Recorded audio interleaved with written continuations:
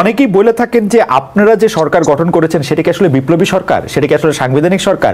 এই সরকারের মধ্যে আমি আসলে সেই তাত্ত্বিক আলোচনা যাইতেছি না। আমি শুধু প্রশ্ন করতেছি যে এই সরকারে শেখ হাসিনা নিয়োগ করা রাষ্ট্রপতি এবং সেনাপ্রধান আপনাদেরকে সাহায্য করতেছে, আপনাদেরকে এটা রাখতে হচ্ছে, গিলতে হচ্ছে কি? মানে এটা যদি একটু ব্যাখ্যা করতেন যে মানে এই রাষ্ট্রপ্রধান, এই সেনাপ্রধান আপনাদের সাহায্য করতেছেন, ভালো করতেছেন, খারাপ করতেছেন, এটা বা ইটস ওকে ওইটা করা। না, আমার কথা হচ্ছে যে রাষ্ট্রপতি, সেনাবাহিনী প্রধান বা অন্যান্য আরো শুধুমাত্র তো ওনারা না, বরং পুরা সিস্টেমটাই মূলত যারা পূর্বে নিয়োগপ্রাপ্ত ওনাদের। এখন কথা হচ্ছে যে আমরা তো আসলে বাংলাদেশ রাষ্ট্রের প্রতিনিধিত্ব করি। বাংলাদেশ রাষ্ট্রের প্রতি যদি কারো বাংলাদেশ রাষ্ট্রের সার্বভৌমত্ব, অখণ্ডতা এবং নিরাপত্তা, জাতীয় নিরাপত্তার প্রতি যদি কারো অখণ্ড যদি অনুভূতি এবং প্রতিজ্ঞা থাকে, আমরা মনে করি তাদের সাথে কাজ করা যায়। কিন্তু এট দ্য সেম ডে আমরা চেষ্টা করেছি এবং জনগণের থেকে দাবি উঠেছে রাষ্ট্রপতি নিয়ে, এবং এটা সরকারের দিক থেকেও এভালুয়েট করা হচ্ছে বা হবে। এটা তো আমরা মূলত পলিটিক্যাল সেটেলমেন্ট পুরোটাই চেঞ্জ করতে চাইছি। এখন আমরা বিপ্লবী সরকার করতে পারতাম কি পারতাম না, সাংবিধানিক মানে কনস্টিটিউশনাল কন্টিনিউটির নামে আমরা হয়তো এটা রেখে দিলাম কিনা, অনেকগুলো কোয়েশ্চেন উঠবে। কিন্তু আসলে আমাদের জন্য ওই সময়ের ইমার্জেন্সি কিছু, ওই সময়ের ইমার্জেন্সি ছিল বাংলাদেশ রাষ্ট্রের সার্বভৌমত্ব, জাতীয় নিরাপত্তা এবং অখণ্ডতা রক্ষা করা। আমরা ওইটাকে প্রায়োরিটি দিয়েছি এবং ওইটা হচ্ছে নিকটি, ওইটা হচ্ছে যে লিটমাস টেস্ট, ওইটার ভিত্তিতে আমরা আমাদের বন্ধু শত্রু নির্ধারণ করব। এবং ওখানে অবশ্যই ফ্যাসিস্ট যারা প্রবণতার লোক আছে বা ফ্যাসিস্ট ইডিওলজির লোক আছে, ওই ক্ষেত্রে তো আমাদের একটা স্পষ্ট সংবেদনশীলতা আছে, এবং যারা গণহত্যায় সরাসরি অংশগ্রহণ করছে তাদের ব্যাপারে তো আছে। জনগণের পক্ষ থেকে, আমাদের সরকারের পক্ষ থেকে স্পষ্ট অবস্থান এবং স্পষ্ট পদক্ষেপ আপনারা দেখতে পাচ্ছেন নিয়মিত, সেটা তো থাকবেই। অর্থাৎ এইটা হচ্ছে ফ্রেমওয়ার্ক। অর্থাৎ রাষ্ট্রের সর্বোচ্চ পদাধিকারী যিনি আছেন রাষ্ট্রপতি, তার অবস্থান সেটিও আপনারা একটি ফ্রেমওয়ার্কের মধ্যে ইভালুয়েট করছেন এখন এই মুহূর্তে? না, এটা তো প্রথম থেকে। এখন তো আমরা তো আসলে জনগণের সরকার। জনগণ যদি কালকে মনে করে যে আমরা জনগণের একটা বড় অংশই যদি মনে করে যে তারা চাচ্ছে না, তাহলে তো, এবং আগে থেকেই চাচ্ছে না, ফলে তো আমাদেরকে তো এগুলো ভাবতে হবে। আমরা তো জনগণের বাইরের কিছু না, বা আমরা কোনো জনগণের ম্যান্ডেটে আমাদের ম্যান্ডেট, জনগণ থেকে আমরা বিচ্ছিন্ন কিছু। জনগণ ইন্টারেস্টিং। এই শেখ হাসিনাও খুব জনগণের কথা বলতেন। মানে আপনার জনগণ কোনটা? মানে আপনি জনগণ কারে চিনতে পারেন? মনে করেন যে আপনার সাথে কি জনগণের আলাপ হয়, বা জনগণকে আপনার কাছ পর্যন্ত পৌঁছাতে পারে, বা জনগণের ইচ্ছাটা আপনি কিভাবে বোঝেন? মানে আপনার জনগণটা কে? শেখ হাসিনা জনগণ আমি বুঝতে পারতাম যে মানে যারা আওয়ামী লীগ করেন বা তাকে ভালোবাসেন। জি, আমাদের জনগণ হচ্ছে যে যারা গণ অভ্যুত্থান করেছেন। আমি বাংলাদেশের অধিকাংশ মানুষ আওয়ামী লীগের সরাসরি ফ্যাসিস্ট যারা এনাবলার আছে, এবং ফ্যাসিস্ট এন্ড ফ্যাসিস্ট এনাবলার যারা আছে বিভিন্ন প্রক্রিয়ায়, বিভিন্ন সংগঠনে, এই ছাড়া বাকি বাংলাদেশের সব জনগণই এই সরকারের পিছনে ঐক্যবদ্ধ আছে, এবং তাদের দাবি, তাদের আশা আকাঙ্ক্ষা শোনার মতো বিভিন্ন স্পেস, উইন্ডো খোলা আছে। এটা অন্তত দুর্গাপূজার ইভেন্টে আপনারা বুঝতে পারেন এত বড় একটা কমিউনিটির উৎসবের ক্ষেত্রে আমরা কিভাবে ওনাদের সাথে এনগেজ হয়েছি, এবং ওনাদের দাবি দাওয়া মানার ক্ষেত্রে আমরা কিভাবে ওনাদেরকে কাছে পৌঁছাইছি। আমরা নিজেরা গিয়ে পৌঁছাইছি, ওনারা দাবি দাওয়া জানাইছেন মাঠে, আমরা গেলাম, আমরা কথা বললাম, ওনাদের কাছ থেকে শুনলাম। এই যে ডায়ালগের ভিত্তিতে আমরা কিন্তু রাষ্ট্রটা পরিচালনা করছি। কোনো আরবিট্রারিনেস নেই রাষ্ট্রের ভিতরে, যেটা ডক্টর মোহাম্মদ ইউনূস স্যার বারবার বলেছেন যে এই যে কোনো আরবিট্রারিনেস এটা রাষ্ট্রের ভিতরে, বরং এটা চলতেছে জনগণ এবং রাষ্ট্রের যে কলকব্জা, এটার ভিতরে কনসালটেশন চলতেছে। এবং আমি মনে করি এই কনসালটেশনের ভিতরে রাষ্ট্রটা আরো শক্তিশালী রূপ ধারণ। আমরা আমাদের ঠিকানার জনগণকে প্রশ্ন করেছিলাম। আপনি আসছেন বলে আমরা দুটি জরিপ পরিচালনা করেছি। জরিপের প্রথমটি আমরা ঠিকানার দর্শকদের প্রশ্ন করেছিলাম যে রাষ্ট্র মেরামত প্রশ্নে ডক্টর ইউনূসের সরকার সঠিক পথে আছে বলে মনে করেন কিনা। শতকরা 41% দর্শক মনে করেছেন যে হ্যাঁ সঠিক পথে আছেন, না মনে করেন শতকরা 59% দর্শক। 62,000 দর্শক আমাদেরকে ভোট দিয়েছেন। পরেরটা নিয়ে আমরা আসছি। যেহেতু জনাব আলম আপনি মানে যাদের কথা বলছিলেন সেই জায়গা থেকে আমি একটা কথা বলি, আপনি নিশ্চয়ই আপনাকে বিভিন্ন বিষয়ে বিভিন্ন প্রশ্ন মানে ক্যাবিনেটের বাইরে আপনার সম্মুখীন হয়। তো একটি প্রশ্ন অনেকটা এরকম যে ডক্টর ইউনূস সম্প্রতি ভয়েস অফ আমেরিকাকে একটি সাক্ষাৎকারে বলেছিলেন প্রথমে স্বীকার করতে হবে যে ছাত্ররা বলছে আমরা রিসেট বাটন পুশ করেছি, এভরিথিং ইজ গন, অতীত নিশ্চিতভাবে চলে গেছে। এই প্রশ্নটার নানা রকম ব্যাখ্যা, এই কথাটার নানা রকম উপস্থাপন আপনি দেখতে পাচ্ছেন। আপনার ব্যাখ্যাটা আমরা একটু শুনতে পাই। রিসেট বাটন কতক্ষণ পর্যন্ত রিসেট বাটন আসলে কি? অতীত নিশ্চিতভাবে চলে যাওয়া মানে কি? অতীতের ভিত্তি স্বীকার না করলে দাঁড়িয়ে থাকাটা কখন? অতীত খারাপ হতে পারে কিন্তু ভিত্তি স্বীকার করা দরকার কি দরকার না, সেটা যদি আপনি একটু বলেন। এই ক্ষেত্রে গভর্নমেন্টের অবস্থান এবং আমাদের নিজস্ব রাজনীতিক যারা পরিসরে ছিলেন বা আমরা যারা এই আন্দোলনের সাথে ছিলাম তাদের অবস্থান খুবই স্পষ্ট যে 1971 হচ্ছে আমাদের জন্য একটা মাইলস্টোন এবং ওখান থেকে আমরা শুরু করি। বাট ওখান থেকেই শুধু না, বরং আমরা কিন্তু এই ক্ষেত্রে অনেক বড় রকম প্রস্তাবনা এনেছি যেটা খুবই বাংলাদেশে এটা মানে অনেক অনালোচিত ছিল। সেটা হচ্ছে 47-এর কোশ্চেন। 47, 71 এবং 24 আমরা এক সুতায় গাঁথার চেষ্টায় আছি এবং পলিটিক্যাল কমিউনিটি আকারে বাংলাদেশের জনগণ যে লড়াইটা করছে, বিশেষ করে বাঙালি মুসলমান, এই লড়াইটা আমরা এইটাকে গুরুত্বপূর্ণ মনে করতেছি। বলতে 71 আমাদের কাছে খুবই গুরুত্বপূর্ণ। আমরা রিসেট বাটন স্যার যে অর্থ বলতেছেন এটা হচ্ছে ব্যবস্থা, এটা কোনোভাবে 71 না, এটা কোনোভাবে মুক্তিযুদ্ধ না, বরং যে ব্যবস্থার ভিতর দিয়ে একটা ফ্যাসিস্ট স্বৈরাচার তৈরি হয় সেই ব্যবস্থাকে রিসেট করার কথা স্যার বলতেছেন। রিসেট বাটন ওই ব্যবস্থার উপর টেপা হবে, ওই ব্যবস্থার ক্ষেত্রে টেপা হবে এবং আমরা একটা নতুন ব্যবস্থার ভিতরে ঢুকবো। যেটা আমরা বলেছিলাম আমাদের নাহিদ ইসলাম যে এক দফায় যেটা ঘোষণা করেছে যে রাজনৈতিক বন্দোবস্ত, নতুন রাজনৈতিক বন্দোবস্ত, তার মূলত এটার কথাই বলছে। ওকে, আরেকটি প্রশ্ন নিশ্চয় আপনাকে অনেকবার এর সম্মুখীন হতে হচ্ছে যে নিষিদ্ধ সংগঠন হিজবুত তাহরিরের সাথে আপনার কি একটা সম্পর্ক রয়েছে কি রয় নাই, আপনার কি তাদের প্রতি আলাদা করে কৃতজ্ঞতা আছে কিনা? কারণ হিজবুত তাহরির সরকার পতন আন্দোলনে সক্রিয় ছিল, তো অন্যদিকে কালো ব্যানার নিয়ে হঠাৎ করে কালেমা লেখা ব্যানার খোদ ঢাকা শহরে নিয়ে মিছিল বেরোচ্ছে, এগুলি নিয়ে আসলে আপনার অবস্থান কি? আপনি যদিও পরিষ্কার করেছেন মানে কেউ এরকম কোনো দেখাতে পারে নাই যে আপনার সাথে হিজবুত তাহরিরের কোনো রকম সম্পর্ক রয়েছে। কোথা থেকে এটা আসলো, ভারতীয় পত্রপত্রিকায় কোথা থেকে এটা বললো, সেটি আলাদা প্রশ্ন। আপনার জায়গা থেকে আপনি হিজবুত তাহরিরকে আসলে কিভাবে দেখেন সেটা যদি একটু বলতেন। যারা হিজবুত তাহরির বলেছেন তাদের উপর burden of proof, it is not my concern to prove.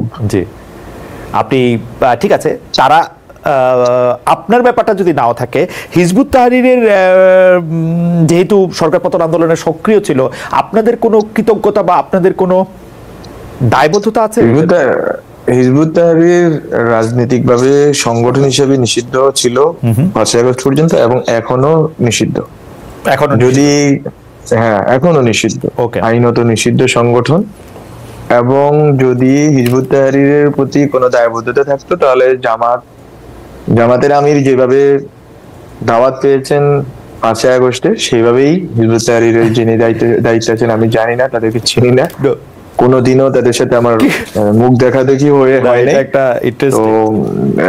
তো এইটা ওদেরকে দাওয়াত দেওয়ার কথা, অথবা ওরা আজকে পর্যন্ত যেভাবে করতেছে কাজবাজ, যেভাবে তারা এক্সপ্রেস করতেছে, তাদের এক্সপ্রেশনের ক্ষেত্রে সরকারের অবস্থানের ব্যাপারে আপনারা দেখেছেন 3 জনকে গ্রেফতার করা হয়েছে, পরে ছেড়ে দেওয়া হয়েছে। বাট আমরা সরকার জায়গা থেকে বিভিন্ন ডেটারেন্স নেওয়া হয়েছে এবং নেওয়া হবে আরো।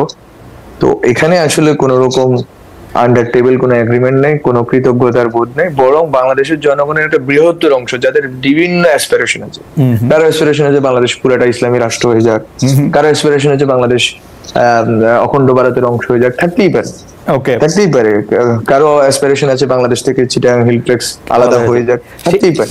এখন সবগুলো অ্যাসপিরেশন আমাদের ভাবতে হবে যে মানে অধিকাংশের অ্যাসপিরেশনটা বাংলাদেশ রাষ্ট্র একটা শক্তিশালী রাষ্ট্র, যেটার কাঠামো আমরা একটা স্বাভাবিক রাষ্ট্র হিসেবে যেরকম কাঠামো থাকবে, একটা সেকুলার কাঠামো থাকবে। আমরা এই প্রসঙ্গগুলিতে জনাব আলম, আমরা এই প্রসঙ্গগুলিতে আসবো। আপনি যে বললেন বলে আমি একটু বলতেছি যে সেনাবাহিনী প্রধান যখন প্রথমে আলোচনার কথা বললেন 5 আগস্টের পর বাংলাদেশে একটা শূন্যতা সরকার নাই, কি হবে না হবে সবার মধ্যে থেকে এক ধরনের, তখন উনি প্রথমেই জামাত ইসলামের কথা বললেন। তো ওই শুধু জামাত ইসলামের কথা বলার জন্য না, আমরা কিন্তু খেয়াল করছি যে জামায়াতের সঙ্গে অন্তর্বর্তী সরকারের ঘনিষ্ঠতা অন্য দলগুলোর চেয়ে একটু বেশি, মানে মনে হয় আর কি। প্রশাসনে, বিশ্ববিদ্যালয়ে জামাত ঘনিষ্ঠরা বেশি নিয়োগ পাচ্ছেন এমন অভিযোগও আছে। জামাত সরকারের পক্ষে কথা বলায় তাদের সঙ্গে বিএনপির দূরত্ব একটু বেড়ে গেছে বলে মনে হচ্ছে। সমন্বয়কদের কেউ কেউ শিবির নেতা হিসেবে নিজেদেরকে ঘোষণা দিচ্ছেন। বিএনপির তুলনায় কি আপনারা জামায়াতকে বেশি গুরুত্ব দিচ্ছেন, বা মানে এইটা যদি একটু আপনারা বলেন আর কি। আমি আপনি যদি বলেন, এটা 2-3টা বিষয় একটু বললাম। রাষ্ট্রের দায়িত্বশীল জায়গা থেকে তো আমি কাউকে গুরুত্বপূর্ণ করে দেওয়ার বা মানে মনে করার কোনো প্রশ্ন, আচ্ছা, বরং এটা তো রাষ্ট্রের দায়িত্ব জায়গা থেকে এটা খুবই ক্লিয়ার। বরং সবগুলো রাজনৈতিক দল গণতান্ত্রিক ভাবে যারা রাজনীতি করছে, এক্সক্লুডিং হিজবুত তাহরির, বিকজ তারা তো ডেমোক্রেটিক ওয়েতে রাজনীতি করতে চায় না। বলে তো আমি এটাই আমার ফেসবুক পোস্ট এসে করছি, আমি কোন নন ডেমোক্রেটিক কোনো প্রসেসের সাথে জীবনেও জড়িত ছিলাম না, জড়িত থাকার প্রশ্নে আছে। বরং গত 7 বছরে ক্যাম্পাসে গণতান্ত্রিক যতগুলো আন্দোলন আছে, ফিল্ম অ্যাক্টিভিজম থেকে শুরু করে যত ধরনের অ্যাক্টিভিজম আছে সব জায়গাতে আমার উপস্থিতি আমার ছিল, এবং যারা আছে ক্যাম্পাসে প্রগতিশীল থেকে শুরু করে ডান সবাই আমাকে ওইভাবেই চিনেন, টিচার সবাই। তো আমার এই জন্য বলছি আমার প্রুভ করার কিছু নেই এখানে, ইট ইজ দেয়ার না। এটা কি মনে হয়, আচ্ছা না আপনি প্রুফ করেন না, আপনি কিন্তু আমি যদি প্রশ্নে আসি, আমি যদি উত্তরে আসি আপনার, যে এখানে বেসিক্যালি বিএনপি, জামাত বা অন্যান্য রাজনৈতিক সংগঠন কাউকে কোনো ভ্যান্টেজ পয়েন্ট দেওয়া হচ্ছে না, বরং সবাই এখানে সরকার যখন আলোচনা করতেছেন সবাইকে ডাকা হচ্ছে। আপনারা দেখবেন গত শনিবারে সবাইকে ডাকা হলো, বিএনপি, জামাত, তারপর ইসলামী আন্দোলন, হেফাজত, তারপর হচ্ছে যে গণতান্ত্রিক জোট, বামফ্রন্ট, মানে তারপর হচ্ছে যে এবি পার্টি এবং গণ অধিকার পরিষদ, মানে যত ধরনের গণতান্ত্রিক শক্তি আছে যারা জনগণের পক্ষে দাঁড়াইছে, শেখ হাসিনার প্রেসিডেন্টের বিরুদ্ধে দাঁড়াইছে, তাদের সবাইকে কিন্তু সরকার অ্যাকোমোডেট করার চেষ্টা করছে। সরকার একটা টেবিলে এনে আলোচনা এবং পরামর্শের ভিত্তিতে এই রাষ্ট্রটা চালানোর চেষ্টা করতেছে। মানে আওয়ামী লীগ বাদে, আমি মনে করি এখানে কোনো আওয়ামী লীগ বাদে সবাই, এটা আমি দৃশ্য তো আমি দেখতেছি না। জনাব আলম, আওয়ামী লীগ বাদে সবাইকে আপনারা ডাকছেন? জি অবশ্যই ডাকছি, কিন্তু জাতীয় পার্টির ক্ষেত্রে হয়তো স্টুডেন্টদের একটা বড়সড় প্রতিবাদ আছে, কারণ জাতীয় পার্টি গত 3টা সরকারি, বিশেষ করে যে 14, 18 এবং 24-এ যে ইলেকশন, এই ইলেকশন 3টাতে যেগুলো আমরা মনে করি অবৈধ এবং মানে বাংলাদেশের জনগণের সাথে প্রতারণামূলক যে আচরণ করেছে এবং ভোটাধিকার হরণ করছে, এই জায়গাতে ওরা অ্যাকমপ্লিস ছিল। ফলত তাদের ক্ষেত্রে জনগণের একটা, জনগণ, ছাত্র, বিভিন্ন নাগরিক শক্তির এক ধরনের সংবেদনশীলতা আছে, এক ধরনের সীমা মানে রিজার্ভেশন আছে। ফলত তারা হয়তো এই ক্ষেত্রে একটা ইকুয়েশনে বাদ পড়ার কথা আছে, বা কখনো আসছেন, কখনো তখন আবার জনগণ, ছাত্রদের পক্ষ থেকে দাবি তোলা হচ্ছে যে ওদেরকে যাতে কোনোভাবে না আসতে দেওয়া হয়। তো এই জায়গা আছে। এছাড়া বাংলাদেশের সব স্পেকট্রামের সব ধরনের সংগঠন, রাজনৈতিক সংগঠন, সামাজিক সংগঠন, সুশীল সমাজ, যাদেরকে বলি সিভিল সোসাইটি বলি, সুশীল না বলি, যদি এরা সবাই কিন্তু আমাদের সাথে আছেন। আমরা তাদের সাথে নিয়মিত পরামর্শ ভিত্তিক কাজ করতেছি এবং এই পর্যায়ে একটু যদি ডায়ালগ চলতেছে, এই পর্যায়ে যদি একটু সিদ্ধান্ত যদি হয়ে থাকে তাহলে যদি আপনি একটু জানাইতেন। কারণ হচ্ছে যে জাতীয় পার্টি বিষয়ে আপনারা আসলে 3য় দফা সংলাপে আসলে দেখতে চাইতেছেন না ছাত্রদের একটা বড় অংশ, কেউ কেউ আন্দোলনের ঘোষণাও দিয়েছেন, আপনি জানেন। আপনারা কি জাতীয় পার্টিকে মাইনাস করার বা জাতীয় পার্টিকে না ডাকার কোনো সিদ্ধান্ত কি নিয়েছেন? অফিসিয়ালি সিদ্ধান্ত নেওয়া হয় নাই, বরং এটা জনগণের আকাঙ্ক্ষা যে কেউ ফ্যাসিস্ট সরকারের সাথে দালালিতে অংশগ্রহণ করেছে, দালালি অবৈধ নির্বাচন, অবৈধ ক্ষমতা দখলে অংশগ্রহণ করেছে, তাদের ব্যাপারে যেন সরকার শক্তিশালী পদক্ষেপ নেয়। এটা সরকারের প্রতি জনগণের একটা দাবি, ছাত্রদের দাবি, একটা বড় অংশের দাবি। এখন সরকার এখনো এটা ডিসাইড করে নেই, এটা আমি বলবো না, বরং আমার সূত্র মতে সরকারের এটা না ডাকারই কথা, কারণ জনগণ চাচ্ছে। আচ্ছা, তার মানে জনগণের আকাঙ্ক্ষাটা এখানে স্পষ্ট, জনগণ এখন আর জাতীয় পার্টিকে এই আলোচনার মধ্যে দেখতে চায় না, সেটাই তো আমরা বুঝতে পারছি। আপনি যে আকাঙ্ক্ষা, হ্যাঁ, এটা সরকারের পক্ষ থেকে মাইনাস না, বরং যে কেউ ফ্যাসিস্ট শক্তির সাথে ছিল তাদেরকে আসলে জনগণে মাইনাস করে দিচ্ছে। মানে এটা সব জায়গাতে হচ্ছে, সর্বত্র হচ্ছে, এটা কমিউনিটিতে হচ্ছে, এটা সবগুলো জনগণের এই আকাঙ্ক্ষাটা জনগণের এই আকাঙ্ক্ষাটা কি জাতীয় পার্টিকে ডাকার আগেও তো আপনারা জানতেন, তারপরও জাতীয় পার্টিকে আপনারা ডেকেছেন কি জনগণের আকাঙ্ক্ষাটা দেখতে, নাকি নিজেদের বোঝাটা ঠিক আছে কিনা একটু দেখার জন্য? না না না, বরং এটা বেসিক্যালি প্রথমবার যখন জাতীয় পার্টিকে ডাকা হয়েছিল আমার বোধহয় তখন আমি ছিলাম, আমি যতটুকু জানি ওই সময় আমি অ্যাক্টিভলি পার্টিসিপেট করি নাই এই প্রসেসে, so I don't know about that. আমি আসলে ওইটার দায়িত্ব নিয়ে কথা বলতে পারবো না। ওকে, বাট ওই সময় ডাকার ব্যাপারে আমি দেখেছি যে একটা রিজার্ভেশন তখনও ছিল। ওকে, তখনও ছিল, আমি তখনও দায়িত্ব নিইনি, আমার যদি ভুল না বলি আমি। আচ্ছা ঠিক আছে, আমরা এবার আরেকটা জরিপের ফলাফল আপনাদেরকে শোনাই। সেটি হচ্ছে যে আমরা বৈষম্য বিরোধী সমন্বয়কদের রাজনৈতিক দল সম্পর্কে দর্শকদের জানতে চেয়েছিলাম। প্রিয় দর্শক, বৈষম্য বিরোধী